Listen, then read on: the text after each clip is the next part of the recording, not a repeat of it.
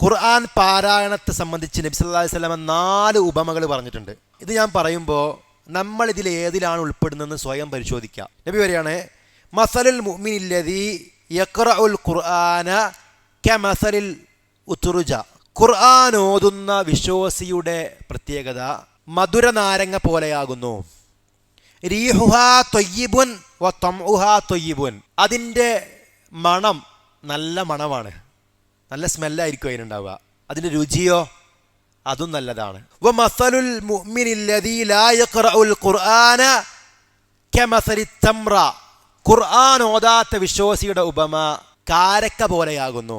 ലാ റീഹ ലഹാ വ തംഉഹാ ഹുലുവുൻ. അതിന് സ്മെല്ലൊന്നും ഉണ്ടാവില്ല, എന്നാൽ അതിൻ്റെ രുചി മധുരമുള്ളതാണ്. വമസലുൽ മുനാഫിഖില്ലദീ യഖറഉൽ ഖുർആന മസലുർ റൈഹാന. വിശുദ്ധ ഖുർആൻ ഓതുന്ന മുനാഫിഖിൻ്റെ ഉപമ സുഗന്ധ ചെടി പോലെയാകുന്നു.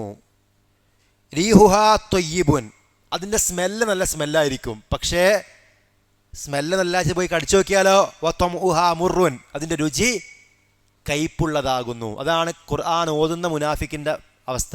എന്നാൽ വമസലുൽ മുനാഫിഖില്ലദീ ലാ യഖറഉൽ ഖുർആന കമസലിൽ ഹൻളല. ഖുർആൻ ഓതാത്ത മുനാഫിക്കിൻ്റെ ഉപമ ആട്ടങ്ങ പോലെയാകുന്നു. ഒരു പ്രത്യേകമായ കായയാണത്.